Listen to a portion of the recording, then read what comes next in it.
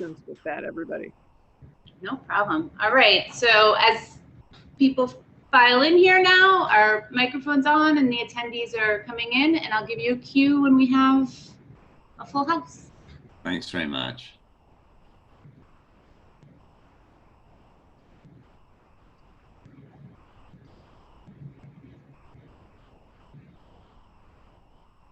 I have a record button lit up. What I do, push that? No, I don't think so, Deirdre. But anyway, good evening, everybody. We're just we're waiting a few moments just while everybody enters into the screen. So we'll start shortly. And to that end, Nick, I think you can go ahead. I hope everyone has a great session. And Okay. we're down. Thanks very much indeed. Thanks, Erica. Thanks for setting us up. And good evening, everybody. And my name is Nick Manning. I've been coordinating the Dupont Circle Citizens Association Homelessness Committee for a few months. And welcome to this webinar on homelessness and the challenges facing LGBTQ youth and women. And it's the last of our 6 webinars organized by the Citizens Association. And the idea has been to help educate us all in the neighborhood about the challenges facing single people who are experiencing homelessness in our area.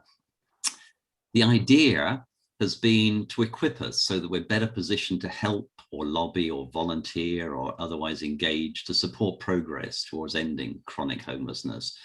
We don't know the best way forward, so we want our neighbors to be in a better position to make their own decisions about how best to help and how best to campaign for change. I'm going to say a little more at the end of this session about the continuing work of the Citizens Association Homelessness Committee in addressing the blatant gap, the chasm between political and public piety about ending homelessness and the cruel reality that we see on the streets. We're thinking through how we can encourage the neighborhood to be more active in its demands so the gap between political rhetoric and reality is bridged. Now, tonight we're going to hear from 3 people. We're going to hear from a couple of people from N Street Village, the largest provider of homeless services for women in DC. We're going to hear from Deirdre Turkvan, who's a resident of N Street Village and an honoree at their recent gala. And we're going to hear from Schroeder Stribling, the CEO. And then we're going to hear from Ellie Bloodworth, the Director of Youth Housing at SMILE, that's supporting and mentoring youth advocates and leaders, an organization that supports and empowers lesbian, gay, bisexual, transgender, and questioning youth in the DC area. Deirdre and Schroeder are going to talk to us first for 15 minutes or so, and then Ellie, and then we're going to open it up for questions. But please, as they're talking, please send any questions via the chat function. And please also do note that all these sessions are recorded. So I think Schroeder, I'm going to hand it over to you first of all, and then I think you're going to pass on to Deirdre at the appropriate moment. So Schroeder, and do please introduce yourself. Sounds great. First of all, I want to say thank you, Nick, and thank you to the DCCA for the invitation tonight, and even more so for your interest in the issues and for your commitment to get involved.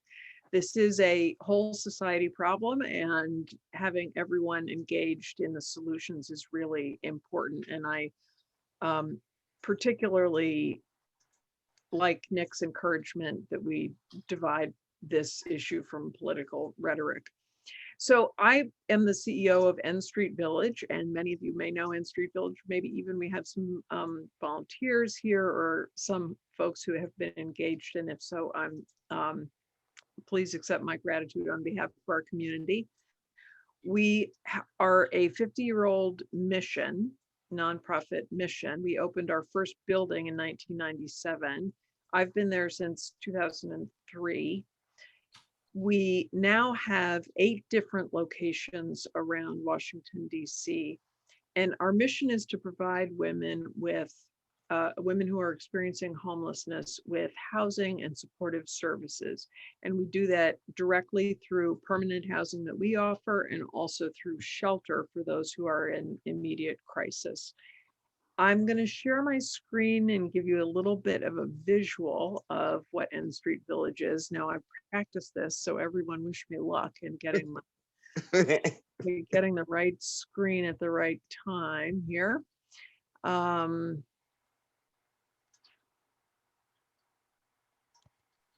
Oh dear. Why don't I have that anymore? I'm so sorry. This is not what I intended to show you. Don't worry, Deirdre. If All you right. if you go to the presentation, on your laptop or whatever you're using, if you pull that up first and then share the screen. I'm not sure I still have it. I'm so sorry. Okay, I'm going to skip the first slide. I'll practice while Deirdre's talking so I can get to the end. So, because this part I can tell you. So we have 8 different locations and they're in different parts of DC. 6 of them are permanent supportive housing. And our recent gala honoree, Deirdre Turkben, is going to speak to you about where she lives, which is one of those permanent supportive housing locations.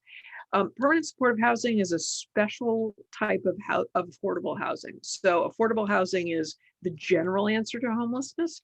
And then we have a subset of affordable housing, which is called permanent supportive housing, which means that you have a subsidy for your rent and you have social services available to you for as long as you should need or want. You don't have to stay there forever, but it is there for as long as one needs it and chooses to use it. So and we also believe in wraparound services. So we've got everything from medical clinics to medical respite programs for those who are sort of subacute for hospital.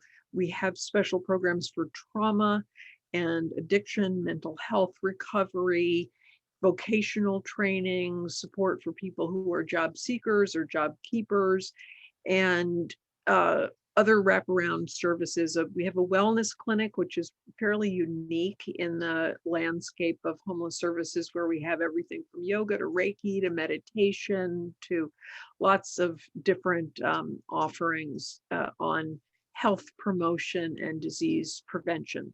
We really emphasize peer leadership. That's a big part of our culture, and you're going to hear that when you hear from the extraordinary Deirdre. So I'm going to take this moment to introduce her. Deirdre is a leader of the N Street Village community, and one of the ways that she does that is by taking on a volunteer role where she lives as what's called a sister keeper, and she will tell you a little bit more about that, I'm sure.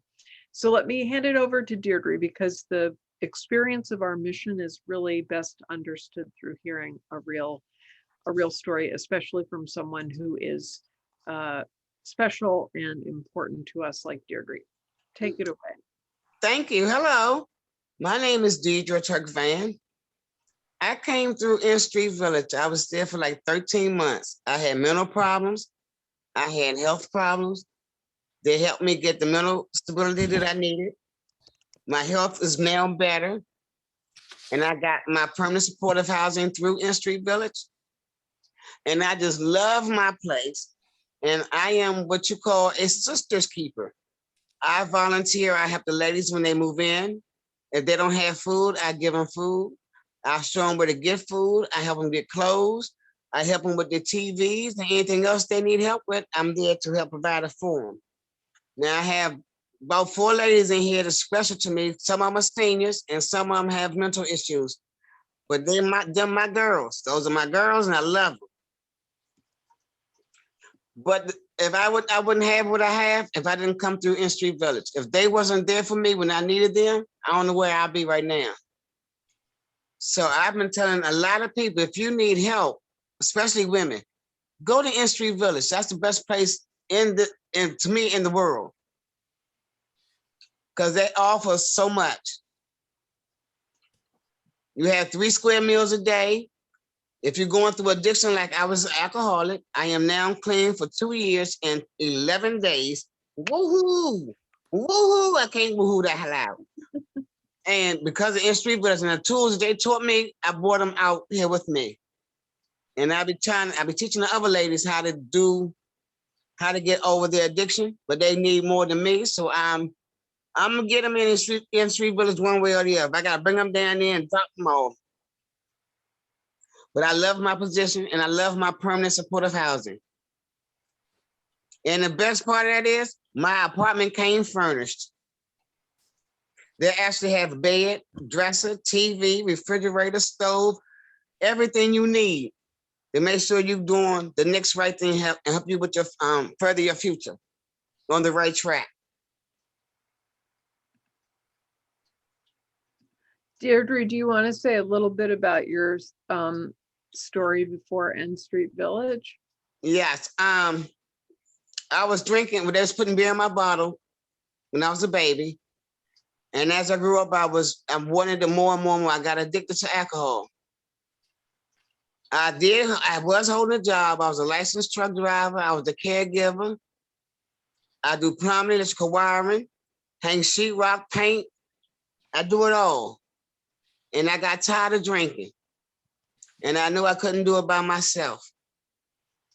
So I went to a rehab for 58 days. And they asked me, did I want to go to N Street Village? I told them N Street Village was better than anywhere out in the streets. And I got there. It was a little rough for me because I'm one of them, you can't tell me what to do. I know what I'm doing. I was one of them. But I had to sit back and listen and absorb what they was trying to teach me so I can be a better person than I was previously. I was an alcoholic, homeless, and all that. But when them ladies in N Street Village got through with me, I'm here. Yeah. And I love them at N Street Village. I would do anything for them. Well, you're a great ambassador for the mission, Deirdre. I really appreciate it. Thank you. And, you know, I want to mention that the honorees at our gala are chosen by the community of women at N Street Village. So the women themselves will nominate others who are leaders in the community, people that they look up to, people that are mentors. And that's the reason that Deirdre was chosen as one of 3 for this year. So Yay. you can see her congratulatory balloons still have some helium in them. Yeah. Yeah. Good. Thank you so much. Thank you for sharing your story, and people might have some questions for you as we go on too. I do believe I've solved my problem. Let's try this. Okay. Oh, shoot. No, I have not solved my problem. I'm so sorry, people. I really had gotten this all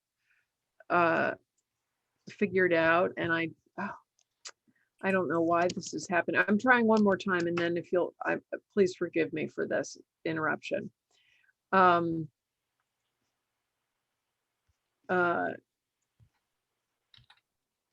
Okay, once more with feeling. Let's try opening this. And now I'm going to try to share my screen. And we're going to find out what happens. Okay, this is imperfect, but if you all will go with it, this is what we got.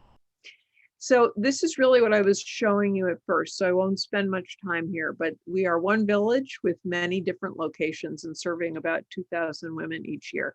The pandemic has affected us in many ways, and if you'd like to talk about that later, we can.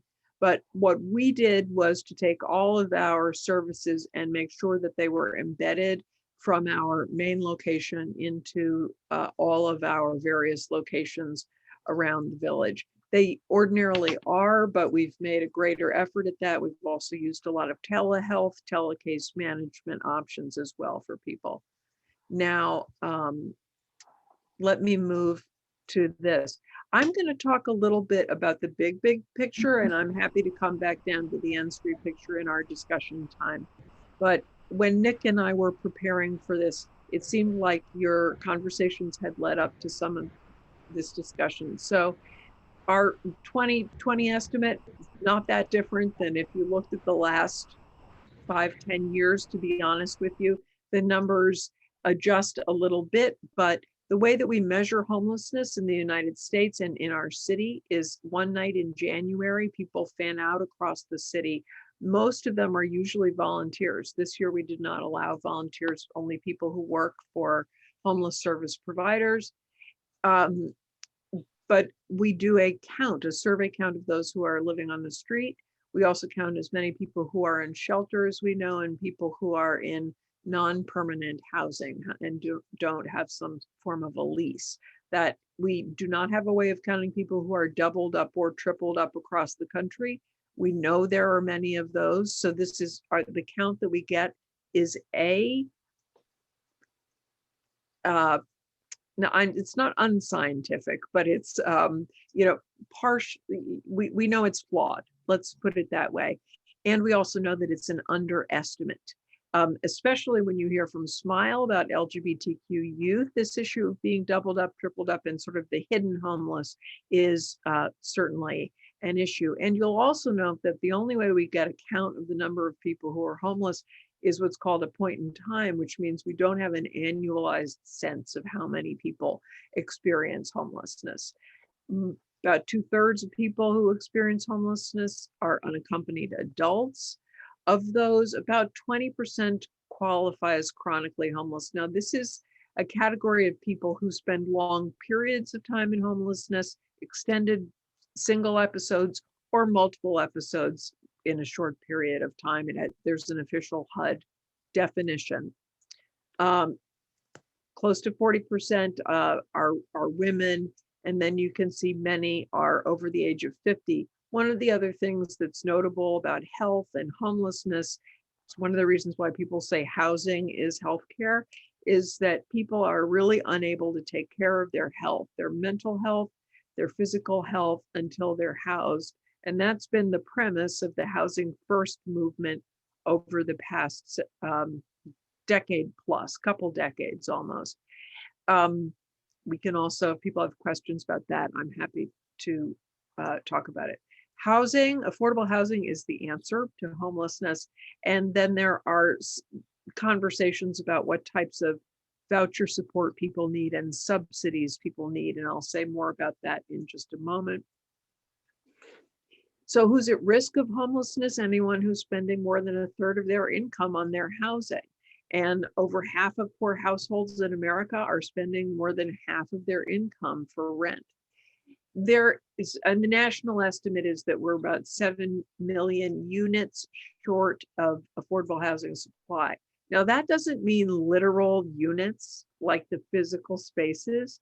That means the money that's needed to afford those spaces. That means that could mean the subsidies. We're 7 million subsidies short of affordable housing in the United States. And that is a really important distinction to keep in mind, because creation of housing is not the same as conversion to affordable housing or preservation of affordable housing that already exists.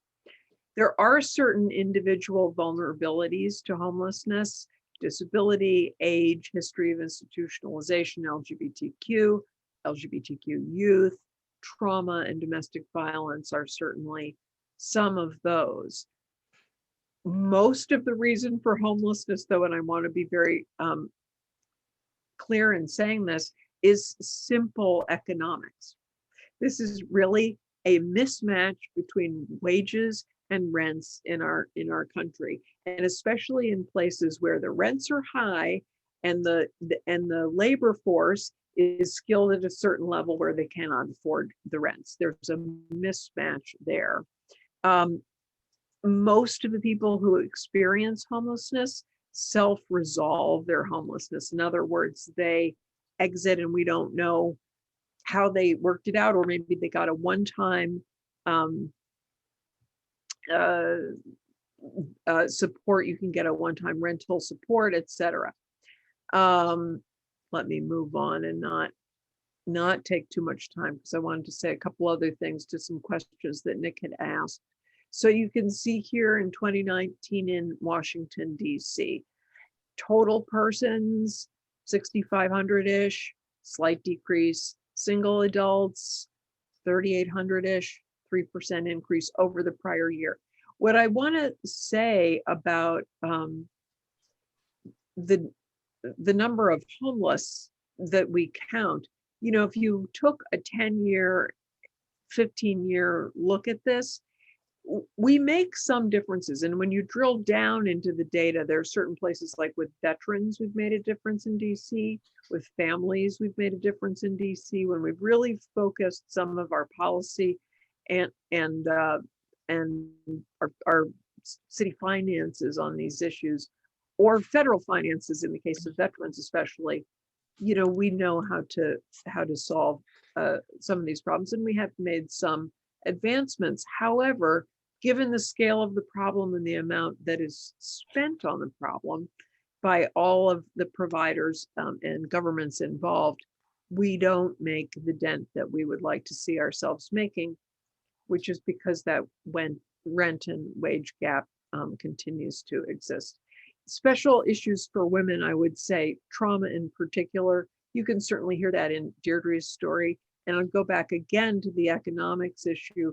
There are certain, you know, many folks who grow up in impoverished conditions have predispositions to trauma. I mean, chronic poverty is traumatizing in and of itself. And then, of course, there's racialized trauma, which is intertwined with that so deeply. So most of those things are really strongly at play. I'm going to stop sharing my screen and speak to a couple, very quickly, couple of the big questions that you, Nick, had presented, and things I think questions you've come to about the scale of the problem and how it seems so overwhelming. And the answer is both yes and no. It is absolutely an overwhelming people. This is way too many people. It's morally bankrupt in our most of our communities and in our hearts, many of our hearts, for the scale to be so large. Now, there was an article published in Slate magazine just today that Savannah will share in the chat now that I highly recommend to everyone. The idea in the article is that, you know, we know that this is a solvable problem. Are the numbers increasing? Well, the HUD data that just came out this week that the article references says that our national data since 2007 has declined by significant numbers. But there are 4 cities in which there have been what they call double-digit increases. And I'm not sure exactly what that means in real numbers, but 4 cities in our country where this problem has increased instead of decreased in those same years: Seattle, Los Angeles, New York, and Washington, D.C. Mm-hmm. So yes, there are certain cities where this rent and wage gap, and especially if there whatever other economic factors are going on in the city, and racial percentages in the city matter, et cetera, as well. These cities are particularly affected. And will we see numbers increasing? There's no way we're getting out of this pandemic without more homelessness. Yeah. No way. It's going to be the case. It's already the case. And we will see more when the eviction moratoria start to come to an end. So again, going back to this issue, I guess the last thing that I would want to say, have we seen any evidence that policy, this was a question that Nick posed, have we seen any evidence that policy is heading in the right direction? On a micro level, yes, it is. I am a partner. We work in very close partnership with the DC government, and I think there's a misconception about the network of NGOs, non-governmental organizations, nonprofits, the civic sector, and the government. I mean, we really work hand in hand. We're one of their largest contractors. In a certain sense, we are the government. You know, we're providing these programs with the sponsorship of the government. We certainly have individuals who are supporting, and corporations and foundations supporting this as well, but we must work hand in glove with the government. And I give DC a lot of credit, especially the Department of Human Services and the mayor's office, for the amount of attention that they have put on this issue. Have we done everything right? Absolutely not. We do have an interagency council on homelessness that's very active here in DC right now. I co-chair the executive committee of that, and DC is just publishing a new strategic plan for our city called Homeward 2.0 DC. Savannah, you can if you'll put the link to the ICH website up, that would be great too, so people can read that. So is there, where's the hope in all of this? The hope is that we have a Biden administration that is floating the idea of universal vouchers. That's the hope. You really, because affordable housing is the answer. We know how to address the specific needs that people have. That people are veterans, women, trauma, LGBTQ, domestic violence. That's a part of it. The major part of the problem is affordable housing, and universal vouchers would be an amazing improvement for us. I'll stop there. Sorry, Nick, I went on a bit long. Not at all. Don't apologize in the slightest. Schroeder and Deirdre, thank you very much indeed. I want to just leave a couple of questions with you while we go on to Ellie. And one is around this issue of sort of how should we think about mental health, alcoholism, trauma in relation to housing first? Because, I mean, let's be frank, quite often the mental health issue is used as a reason to not do anything on the housing side, because the argument goes, well, it's mental health that's the problem rather than lack of affordable housing. But it's not the problem. So how should we think about that? What's right. What's sort of, how should these two things be integrated? The second question I want to leave you with, and it's an awkward question, and I sort of, okay, it's a delicate one in sort of, raising it. But you mentioned in your presentation travelers, and to what extent, if DC were better, then to what extent would it be a magnet for homeless people, for people experiencing homelessness elsewhere?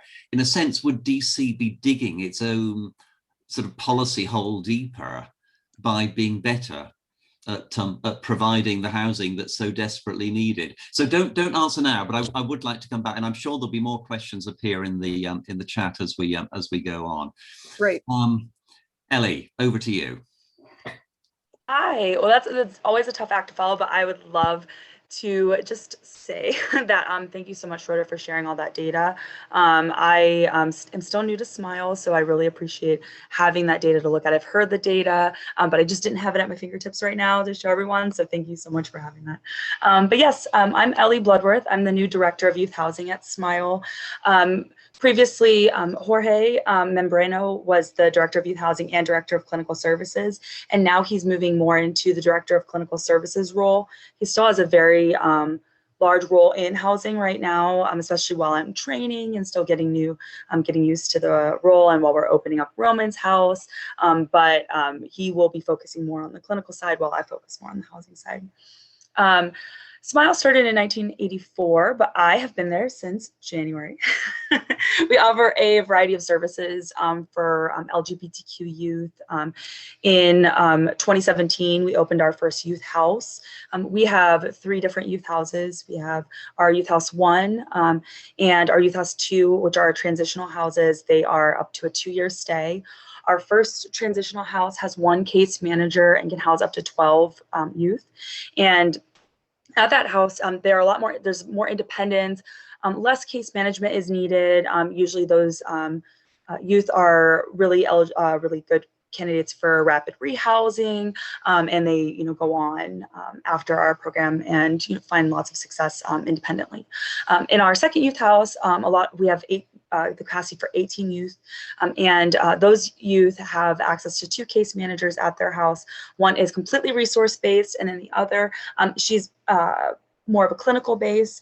She works on a lot of expressive type healing, and she's been working on a variety of different alternatives to the traditional clinical role that she would have as a case manager. So it's a really cool juxtaposition that they have, and they're able to connect our youth to a lot of services. But they do need a little bit more case management at that house. It's also a 2-year stay, but they do have that dual case manager role.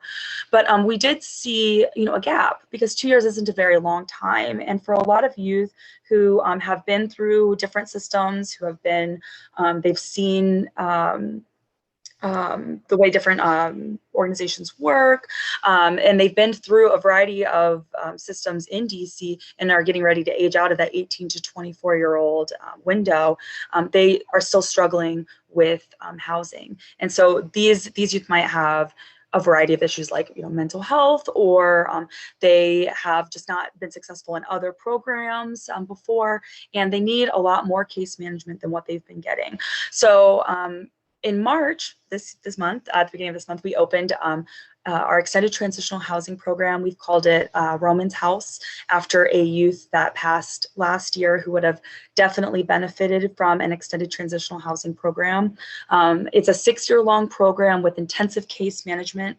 Both of our case managers have clinical experience. We have one licensed clinical therapist, and she's also an expressive therapist, so she utilizes different types of clinical practices that help our youth however they need. And then we have another case manager that also has a clinical background. We have 24-hour support there, and it's there's 2 houses, they're connected, and anything that the youth need at any of those houses are provided. So food is provided, they have their own rooms, they share a bathroom, kitchen, living room, and they get to experience living in an apartment, when many of them who've been suffering from chronic homelessness have not been able to have a place to call their own. So our extended transitional housing program is so unique in that it's 6 years long, and a lot of our youth that we've already had come into the house, they've already been saying, what do I do? Do I decorate the walls? Like, a lot of them haven't been,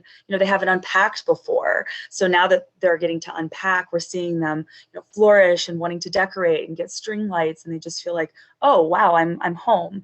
And so at our new Roman's House, we're also working really closely with our property manager to create a garden, and that because he's an organic gardener and he's really excited about that. He wants to do that with our youth, and also make that a program that we do with them, and also have that accessible to our other youth houses. We want to do lots of different kinds of programming that's innovative and different, especially given COVID. We used to do lots of field trips before COVID to theme parks and movie theaters, but not able to do that right now. So we've been trying to find other ways to engage our youth. Our programs department's been utilizing things like Discord and Zoom to have those one-on-one conversations, where we used to have people dropping into the main office, but they're not able to do that right now because of COVID. So we've been trying to be as innovative as possible, while also opening up a new program. And we've been working very closely with a variety of other organizations to open up this program, but also just to maintain our day-to-day services. What's really cool about DC, at least I've noticed in this short time that I've been here and working with our organization, is that we all work pretty closely together, especially in our matching meetings. There's the DC's No Wrong Door and the coordinated entry system that allow for organizations to say, hey, we have a youth that's really been struggling with other programs, and they're 24, they're going to be 25 soon, but they really still need that supportive housing.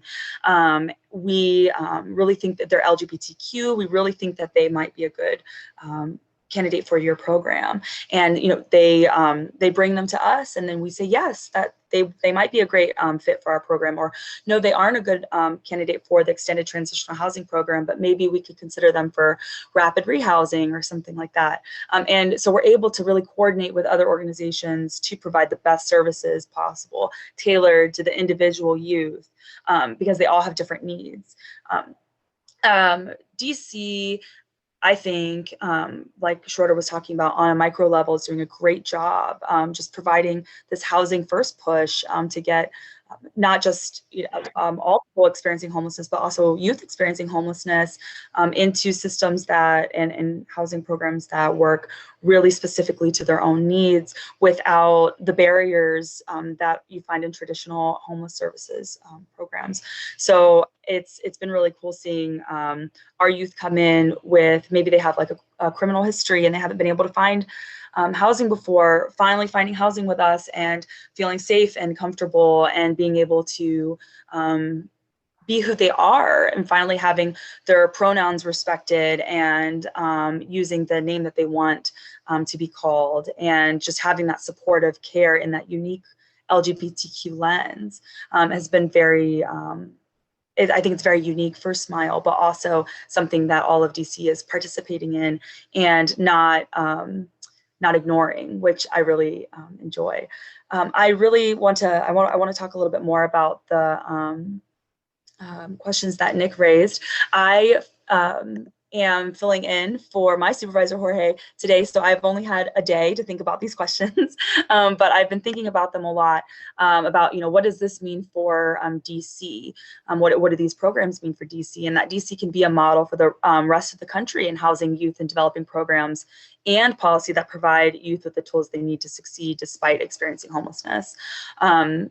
I think that what Schroeder was talking about, the micro level change and micro level policy is great, but we do need that broader voucher system. We do need broader policy change that'll be more of a long-term solution than some of the specific services that we've been providing. I also do think that in the coming year that we'll see more women and LGBTQ unhoused, mostly because of COVID and the repercussions that COVID has had on the economy. But it's also really hard to measure, at least personally, and something that we've talked about at Smile. It's sometimes hard to measure LGBTQ homelessness. Sorry, my dog's barking. It's hard to measure that because not everyone is out. So there might be an LGBTQ person experiencing homelessness, but they aren't out as LGBTQ, or they might have an intersectional thing that an intersectional program that they're working with. Like maybe they've reached out to a disability organization, but they're also an LGBTQ identifying person. So I think that as the environment becomes safer for people to be out, we might start seeing that visibility of LGBTQ homeless youth and LGBTQ identifying people. And also on the question of is increasing budget going to assist with this, with those who are experiencing homelessness? I think that increasing budget is always a great thing because it allows us to hire more staff, train our staff, provide more dynamic and expanded services for youth, but increasing budget doesn't always solve the problem. That's going to be policy change and reform on a broader level, because like Schroeder said, there are lots of reasons for homelessness, but the big one is the economic issue that there's not affordable housing. And that's really difficult in a place like DC where housing is very expensive. So something that we notice as we talk more about things like rapid rehousing, we worry about youth going into programs such as rapid rehousing and not being able to find landlords that want to work with them, or able to find supportive housing long-term that's also affordable. So that's really something that we are working to tackle. We're sitting on lots of with other organizations trying to have those discussions to make sure that DC is a supportive place for our youth as they exit our program. But yeah, that's I just talked for a really long time. I think I'm gonna take a breath. Yeah. Ellie, that was great.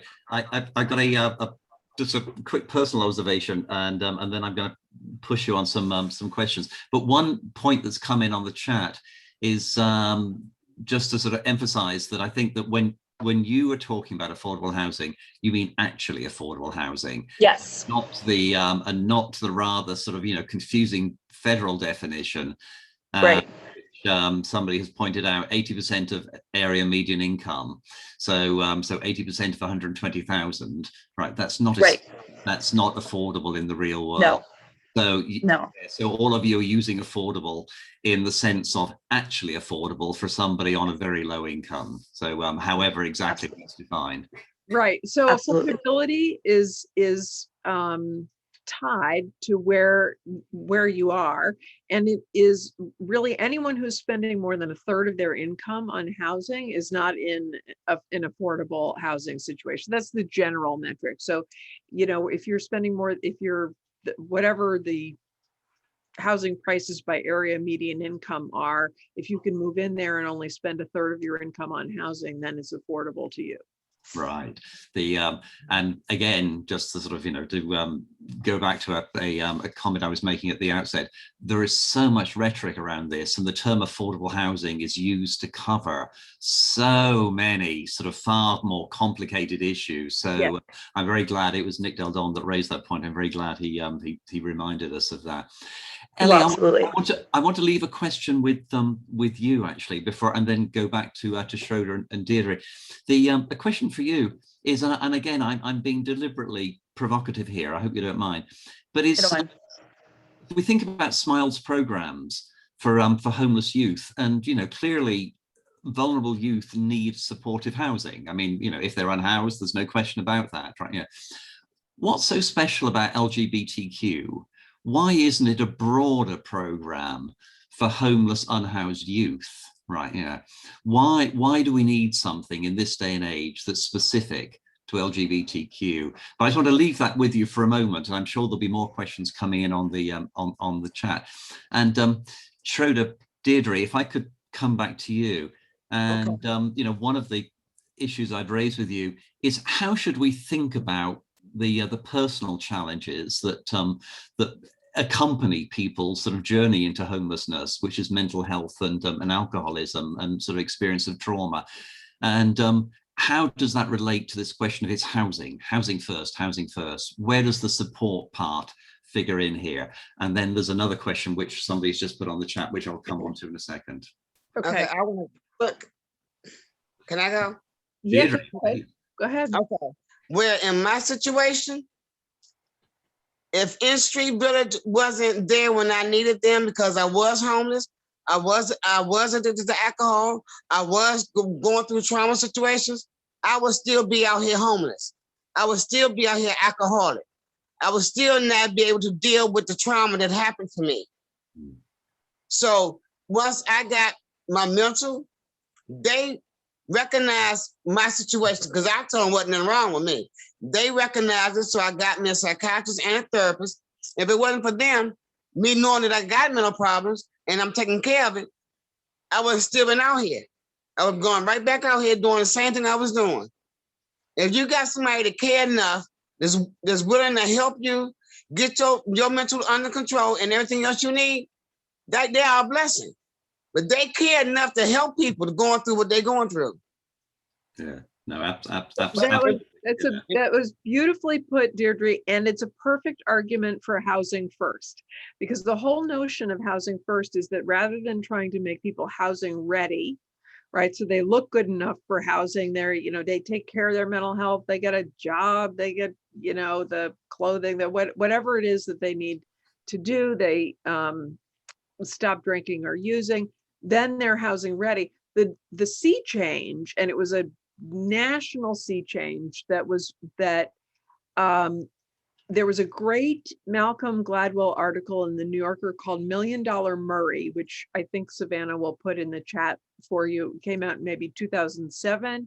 That was kind of a marker for when the sea change happened to housing first in the country, because a study had been done in New York that showed that it was cheaper for someone who is chronically homeless to be housed for years it was for them to be on the street for a year, because there were so many associated costs, public costs, taxpayer costs of medical responses, EMTs, hospitals, jails, doctors, outreach programs, providers, all kinds of costs. And so that's why he was called $1 Million Murray, as opposed to, $40,000, whatever it was, dollars to have him in a safe apartment.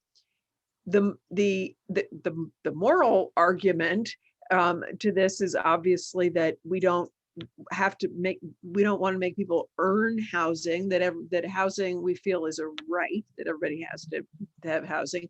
The practical argument is really compelling, and Deirdre just made it perfectly, which is that if you're on the street, if you're still homeless, you are far less able to deal with anything else that's going on in your life. If I'm diabetic and sleeping at Union Station and I have medication that needs to be refrigerated, there's no way I'm taking care of my diabetes. But if I'm in a home where I can refrigerate it, or where I have more control over my life and maybe some supports that go with it that can help me take care of the medical, that can help give me a base of stability, a foundation, and as Deirdre says, also a community in our case, because people are co-housing, that you're more likely to be both incentivized and supported in pursuing those goals, mental health, behavioral health goals, et cetera. The other thing, though, that I want to mention is that some of the thoughts we it is absolutely true that there are fairly high rates of behavioral health, mental health, addiction issues amongst those who are homeless. Trauma for women, nearly universal. I just want to add that these are both cause and effect. Yeah. You know, that people come into homelessness. There's some people come into homelessness because of those problems. And then there are other people who become homeless. And, you know, all of us left to our own, we all know, you know, in times when you sort of sink down to your lowest coping mechanisms as opposed to your you know, higher ones. So again, it's both cause and effect, and having a home is really the foundation from which people start to be able to heal in all ways, physically as well as mentally. Rhoda, Deirdre, thanks a million. I want to leave a couple more questions with you and then go back to Ellie for a moment while you're puzzling about them. So one I raised earlier, the sort of, you know, the awful thought that maybe DC doesn't want to be too good at providing affordable housing for fear of what the consequences would be in terms of, you know, would it then be seen as something of an attractive resource? The other questions that have come in on the chat, people are asking, what were the universal vouchers that the Biden administration is considering? What would they actually offer? What would that, do we know what they would look like? And a further question, you pointed out the sort of the gap at the macro level in terms of affordable housing, but what about supportive services? Is there a significant gap there as well? But if I leave those questions just hanging in the air for Deirdre and Schroeder, and then Ellie, can I come back to you for a moment? Yes. Hello again. So I am going to be answering the question of, you know, why do LGBTQ youth need specific housing programs? Why isn't it just a universal housing program?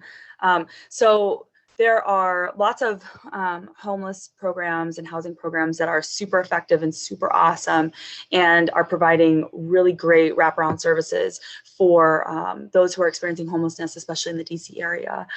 So what, you know, like what Schroeder was talking about, when you provide housing first, you're able to address all of the other needs that someone who's experiencing homelessness might have, like, you know, mental health, chronic physical health, anything else that they might need. Maybe they need assistance with education or anything like that. Well, LGBTQ, especially LGBTQ youth, are at a much higher risk of homelessness because of lack of family support, lack of parental support, lack of access to certain resources, housing discrimination, work discrimination, substance abuse, trauma, and sexual abuse.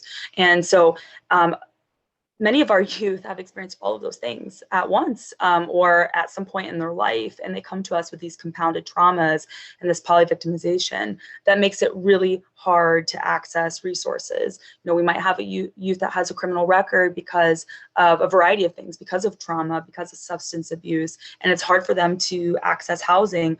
But if they're able to access housing, they'll be able to, you know, access gainful employment or maybe working with different employment programs to employ those who have criminal records, might be able to assist our youth in a better way. But we also need to make sure that those people are going to be sensitive towards the way that that youth identifies. So if someone, you know, if a youth is going to work and their employer insists on using their dead name and insists on misgendering them, that's not going to be a healthy or safe environment for them. So having an organization that advocates for them, provides housing, and then assesses all of those needs while providing clinical services is really special and really important for a lot of youth who otherwise don't have anyone else who's doing that for them.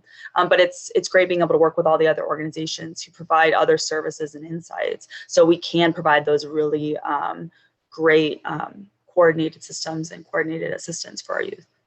Yeah. Ellie, thanks very much indeed. While we go back to Deirdre and Schroeder, can I leave you with a further question just to Absolutely. Yeah, which is to do with the unmet need, and it might just be your intuition of this, just your sense. I mean, there might not be sort of hard data on this, but it would be great just to hear something about, you know, to what degree is SMILE really filling the gap, or is it merely demonstrating how the gap could be filled if there were sufficient resources? But Deirdre and Schroeder, I'd left you with some rather unfair questions, but any thoughts on those? No, they're all good questions. And one of the things that I wanted to mention related to the good information that Ellie is giving us is that some of what we think of,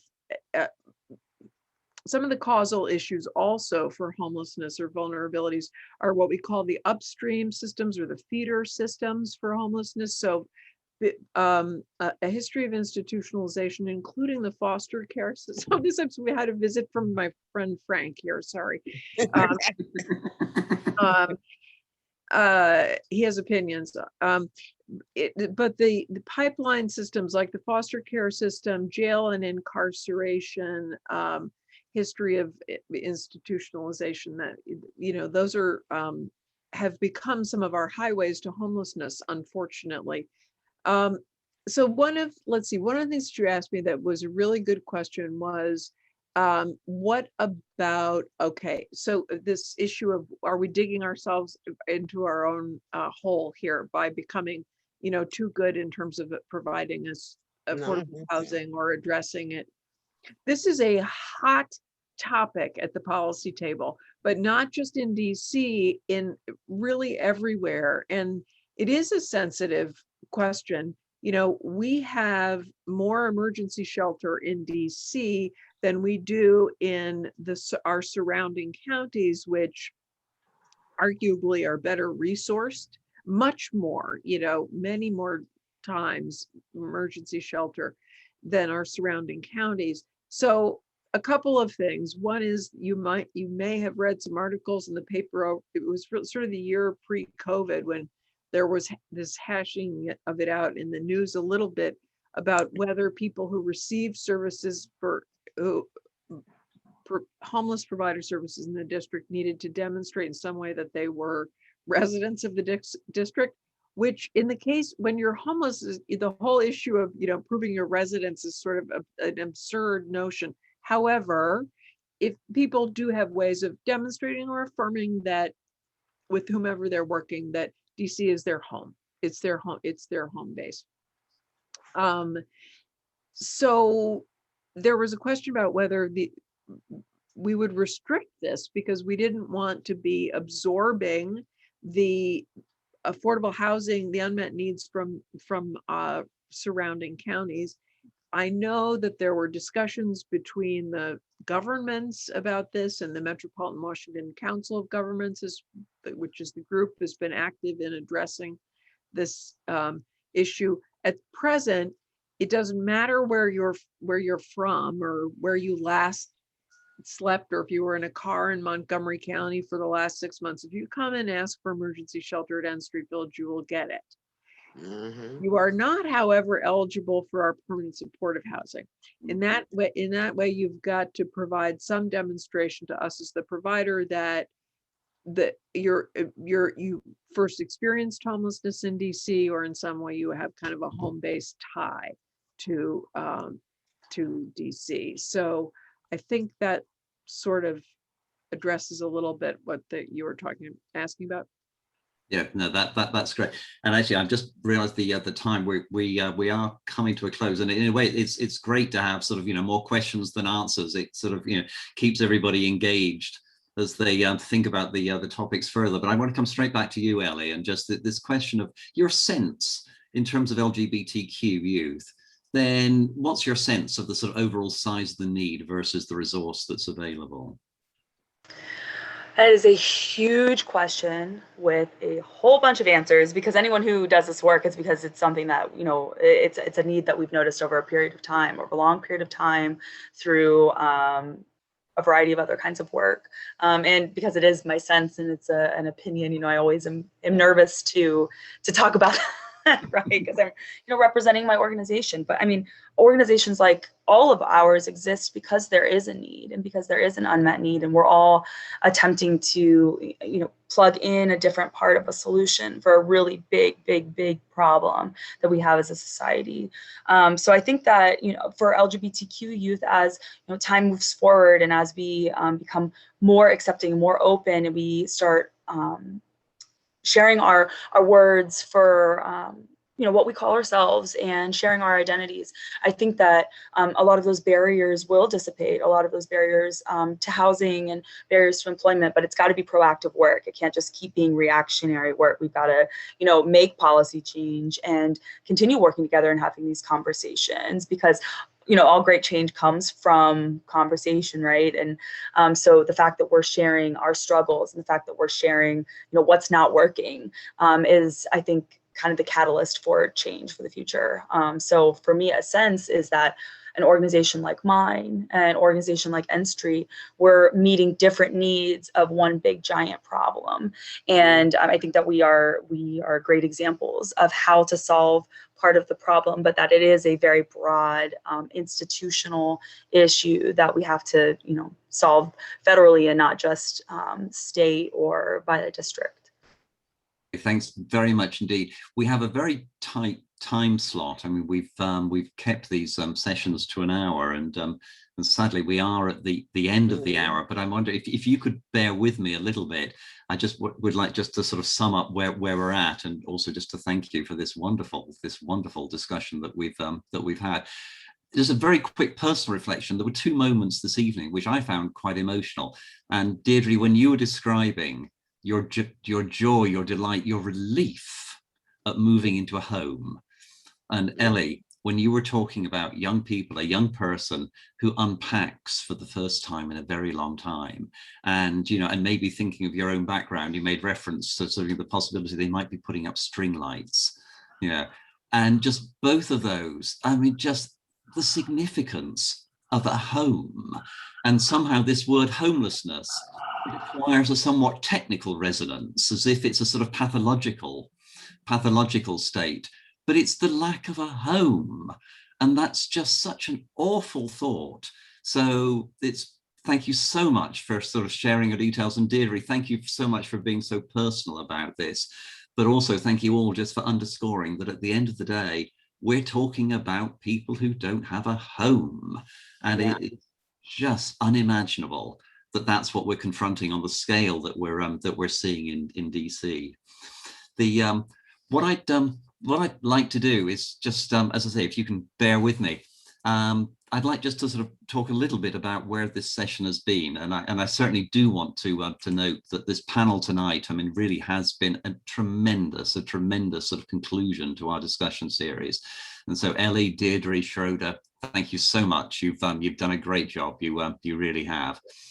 I'd like to note that the arranging this series, it was the product of some hard work from a committee, and I am just going to quickly run through names: Jerry Schwinn, Diane Quinn, Glenn Engelman, Joanne Gallo, Kate Coventry, Kerry Kemp, Robin Dina, Robin Nunn, and Tim Norman. And all of these have worked very hard to put this series together.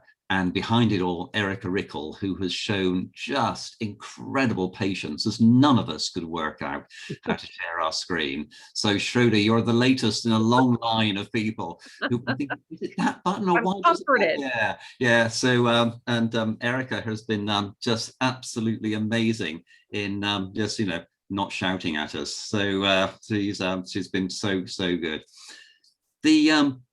Actually, well, while I'm talking, let me see whether I can do that. Can I? Yes, okay. So these are the people that have been organizing behind the scenes to put the discussion series together. Okay. Just where we've been in this series, and I'm going to be very brief about this. We had an initial session where we looked at COVID-19 and just what further trauma then COVID was adding to the lives of people experiencing homelessness. Then the second session, we looked at the roots of homelessness and just the arithmetic of the need for affordable housing. The third session, we talked about psychological challenges and substance abuse, and a point that was echoed tonight, just the cause and effect is a conundrum here. And there's a higher incidence of such needs amongst people experiencing homelessness, but homelessness itself has severe psychological consequences. The fourth session, we talked about the importance of permanent supportive housing and the homes that are more than just bricks and mortar, homes that offer real support. Last week, we heard about policy in DC and what is it and is it working? And we learned just how deep the hole that DC is in when it comes to the availability of genuinely affordable housing and supportive services. And tonight, we've heard about LGBTQ youth and women and the very specific difficulties that they face and the truly tremendous examples that Smile and the N Street Village are offering in terms of a way of providing supportive services and a way out from homelessness. So thank you very much indeed again for that. Very quickly, just to conclude, the DCCA Homelessness Committee is thinking about 3 steps from here, and I'm sure that we'll hear from the Citizens Association members on this. First is that we're thinking about issuing some sort of press release or call to action or something, maybe along the under the working title of where's the urgency, just getting at this question that DC has done a lot in terms of family homelessness, but it isn't evident that it's making the same inroads into homelessness for single people. And we're just wondering, well, who is screaming about this, and shouldn't people be more concerned than they are? We're thinking about producing an updated guide for would-be helpers and activists. How do you both get involved as volunteers, but also how do you get involved to express your frustration? And then finally, we're thinking about continuing this information series, but with a very specific notion of having a quarterly session on trends and impact, where we're inviting anybody who can tell us something about what's happening at the macro level, and is anything getting better, or actually, particularly post-pandemic and with the end of the eviction moratorium, is it getting worse? So please do feel free to join the Citizens Association and to comment on these sorts of approaches as we take the discussion forward from here. But again, I'd like to thank the panelists for tonight. And no, you've been absolutely excellent. I mean, you've shared some facts, but you've also shared some very meaningful personal experiences. So yeah, we're very grateful for that. And we will be in touch. Thank you so much. Thank you. Thanks for your good work. Thanks a million. Right. Bye-bye. Good night. Bye.